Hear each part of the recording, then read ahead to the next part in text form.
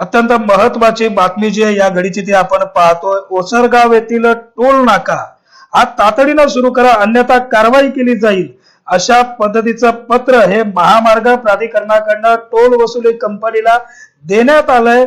एकूणच आपण पाहतोय आजच्या घडीला सिंधुदुर्ग जिल्ह्यामध्ये ना रस्त्यांची हायवेच्या रस्त्यांची परिस्थिती धड आहे, ना हायवेची परिस्थिती धड आहे, तरी तातडीनं हा टोल वसुलीचा जे एकूण टोल नाका आहे हा टोल नाका सुरू करावा, अशा पद्धतीचं पत्र हे हायवेच्या प्राधिकरणाकडनं देण्यात आलंय. सिंधुदुर्ग जिल्ह्यातील ओसरगाव सह रत्नागिरी जिल्ह्यातील हातिवले टोल नाक्यावर देखील टोल वसुलीला असलेला विरोध डावलून पोलीस संरक्षणात सक्तीनं टोल वसुली करण्याचे निर्देश नॅशनल हायवे ऑथॉरिटीचे कोल्हापूर येथील डीजीएम तथा प्रोजेक्ट डायरेक्टर डी पंधरकर यांनी टोल ठेकेदार करीम मुन्नीसा या कंपनीला दिलेत. राज्यात सत्ता बदल होताच आणि शिंदे गटासह भाजप सरकार येताच रखडलेली टोल वसुली पोलीस संरक्षणात करण्याचे आदेश कसे निघाले याबाबत मात्र चांगली चर्चा आताच्या घडीला सिंधुदुर्ग जिल्ह्यामध्ये होतानाचं चित्र पाहायला भेटतंय. आताच्या घडीला सिंधुदुर्ग जिल्ह्यातील पासिंग झालेल्या सर्व वाहनांना टोल मुक्ती मिळायला हवी. हायवे भूसंपादनाचा मोबदला अद्याप प्रलंबित आहे. ओसरगाव टोल नाक्यावर वाहनांची रेस्टरूम नाहीये, पब्लिक टॉयलेट नाहीये, हायवे चौपदरीकरणाचं काम अपूर्ण आहे. असं असतानाही टोल वसुलीला फतवा जो आहे हा हायवे प्राधिकरणानं काढल्यामुळे सिंधुदुर्ग जिल्ह्यातून आताच्या घडीला संतप्त अशा प्रतिक्रिया या उपस्थित केल्या जात आहेत. आपल्या बरोबर दूरध्वनीवरनं जोडले जात आहेत ते युवा फोरम भारत संघटनेचे संस्थापक अध्यक्ष यशवर्धन राणे. यशवर्धन, माझा आवाज तुमच्यापर्यंत पोहोचतोय? हो, येतोय. यशवर्धन, काय सांगाल आताच्या घडीला सिंधुदुर्ग जिल्ह्यातील टोल नाका जो आहे ओसरगावचा टोल नाका हा तातडीनं सुरू करावा, पोलीस संरक्षणामध्ये सुरू करावा, अन्यथा कारवाई करण्यात येईल, अशा पद्धतीचं पत्र हायवे प्राधिकरणानं महामार्ग प्राधिकरणानं टोल वसुली कंपनीला दिलंय. तुमच्या नेमक्या भावना काय? तिकडचे स्थानिक आहात तुम्ही, सामाजिक कार्यामध्ये देखील यशवर्धन आपण नेहमी पुढाकारात असता, नेमक्या भावना काय सिंधुदुर्ग वासी म्हणून? साईनाथ, जर आता आपण ते लेटर बघितलं की आता लेटरची कॉपी बऱ्याच ठिकाणी व्हॉट्सअप आणि समाज माध्यमातून व्हायरल झाली आहे, तर ती 5 लेटरचा रेफरन्स त्याच्यात दिलेला आहे आणि 5 लेटरची पीडीएफ आपल्याला बघायला मिळते. तर मुळात मी त्या लेटर विषयी थोडंसं बोलेन आधी की त्या लेटर मध्ये एक आपण जर 6वा पॉईंट पहिल्या लेटरचाच बघितला त्याच्यात त्यांनी म्हटलंय की loss of revenue, financial loss हा गव्हर्नमेंटला होतोय, हा ऑथॉरिटीला होतोय, त्यामुळे लवकरात लवकर टोल चालू करण्यात यावा.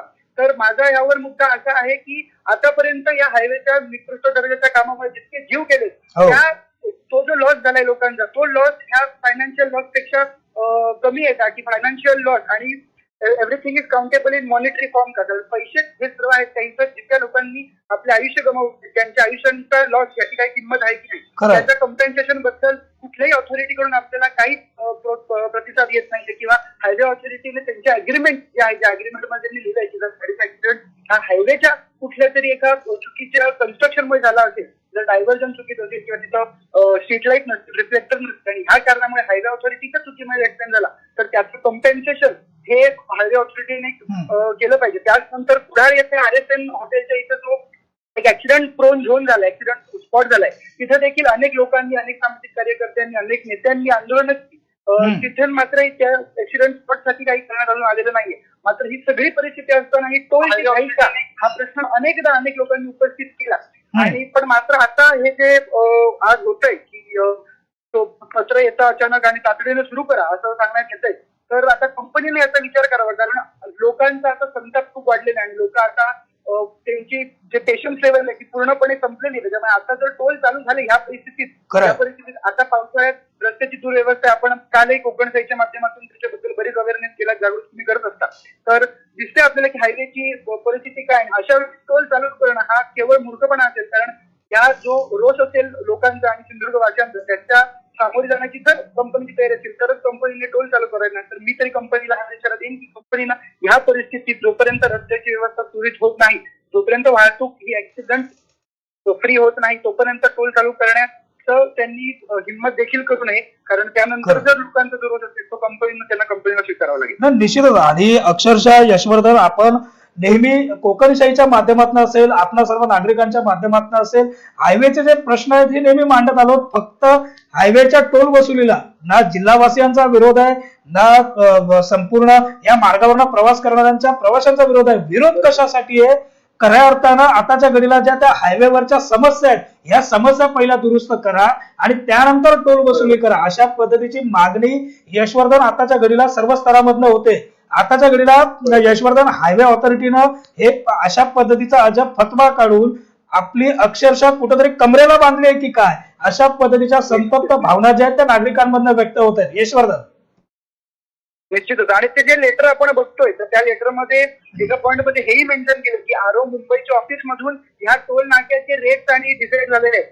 म्हणजे माझा प्रश्न इकडच्या लोकप्रतिनिधींना नाही की हे जेव्हा होत असतो, जेव्हा ऍटलीस्ट नॅशनल हायवे ऑथॉरिटीचा आपण ठीक आहे रेग्युलेटिव्ह, पण जे स्थानिक पातळीवर किंवा राज्याच्या पातळीवर जे होत होतं तेव्हा ह्या आपले जे लोकप्रतिनिधी आहेत त्यांनी याच्यावर काही ऍक्शन का नाही घेतली. आणि माझा प्रश्न या लोकप्रतिनिधी देखील आहे की ह्या लोकप्रतिनिधींना आपली जी मतदार आहेत किंवा ही जी जनता आहे त्या जनतेला धोक्यात घालून हे टोल चालू करण्याच्या फेवरमध्ये हे लोकप्रतिनिधी आहेत का, हा माझा देखील प्रश्न आहे. त्याचबरोबर ह्या लेटर मधून दुसरं एक लेटर आपल्याला दिसतं की त्यांनी डिस्ट्रिक्ट कलेक्टरला देखील लेटर दिले आणि त्यामध्ये त्यांनी असं मेन्शन केलंय की सुपरिटेंडेंट ऑफ पोलीस म्हणजे एसपी साहेब ह्या सगळ्यांचं पोलीस प्रोटेक्शन घेऊन तुम्ही हे टोल नाके सुरू करावे. मात्र माझा ही प्रशासनाला म्हणजे जिल्हा प्रशासनाला जिल्हाधिकाऱ्यांना आणि एसपी साहेबांना पण हीच विनंती असेल की कृपया उद्या त्या रस्त्यावरून तुमच्याही गाड्या प्रवास मुलांच्या तुमच्या नातेवाईकांच्या गाड्या रस्त्यावरून प्रवास करतील तर त्यावेळेस एखादा अपघात झाला तर डिरेक्टली किंवा इनडिरेक्टली तुम्ही जबाबदार असाल. त्यामुळे आपल्याला हे समजणं गरजेचं आहे की हा प्रश्न या कुडाच्या फक्त कुडाच्या किंवा फक्त सिंधुदुर्गच्या रहिवाशांचा नाहीये, तर ह्या रस्त्यावरून ह्या महामार्ग आहे हा, या हायवेवरून जाणाऱ्या अनेक असंख्य टुरिस्टचा पण देखील प्रश्न आहे. आणि निश्चितच जर टुरिस्टना ह्या रस्त्यावरून प्रॉब्लेम व्हायला लागला तर निश्चितच ते पर्यायी मार्ग कधी काढतीलच आणि पर्यायी मार्गातून जर प्रवास झाला तर ह्या रस्त्यावरील जे काही रोजगार किंवा व्यवसाय, हॉटेल व्यवसाय नाही त्या व्यवसायांचं काय होईल. म्हणजे हा फक्त आपल्या हेल्थ रिलेटेड प्रश्न नाही तर देखील इकॉनॉमीवर पण ह्या जिल्ह्याचा फरक पडू शकतो आणि ह्या जिल्ह्याच्या टुरिझम वगैरे इतर सर्वच गोष्टींवर प्रॉब्लेम येऊ शकतात. त्यामुळे निश्चितच जिल्हाधिकारी, जिल्हा प्रशासन आणि सर्व लोकप्रतिनिधी याचा विचार करतील अशी मला आशा आहे. निश्चित यशवर्धन, आपण कोकणशाहीशी सविस्तर संवाद साधलात आणि आपली जी काही नेमकी भूमिका आहे इकडचे स्थानिक म्हणून आणि एकूणच तरुण म्हणून जी काही भूमिका आहे ही भूमिका सर्व दर्शकांसमोर गेली आहे, प्रशासनासमोर मांडला, त्याबद्दल अगदी मनापासून धन्यवाद. आपल्या बरोबर यशवर्धन होते आणि यशवर्धन राणे यांनी आपली जी काही भूमिका आहे ही भूमिका मांडली. आताच्या घडीला मात्र ओसरगाव आणि हातिवले येथील टोल नाक्यावर टोल वसुलीचे आदेश देणारा फतवा जो आहे हा फतवा हायवे प्राधिकरणानं काढलाय आणि एकूणच या हा फतवा निघाल्यानंतर मात्र या भागाचे खासदार विनायक राऊत, आमदार नितेश राणे, आमदार वैभव नाईक, त्याचप्रमाणे महाराष्ट्र नवनिर्माण सेनेचे जीजी उपरकर तसंच शिवसेनेचे अजून एक आमदार अर्थात दीपक केसरकर आणि एकूणच इकडची सर्व जी लोक प्रतिनिधी मंडळी आहेत, राजकीय पक्ष आहेत, स्थानिक आहेत, म्हणजे राष्ट्रवादी काँग्रेस असेल, महाराष्ट्र नवनिर्माण सेना असेल आणि एकूणच भारतीय जनता पार्टी असेल, शिवसेना असेल, या सर्वच्या सर्व लोकप्रतिनिधी आणि राजकीय पक्षांची भूमिका नेमकी काय राहणार आहे याकडे मात्र आता सिंधुदुर्ग जिल्ह्याच्या नजरा लागून राहिल्यात एवढं मात्र निश्चित आहे. Bureau news Kokanshahi Sindhudurg.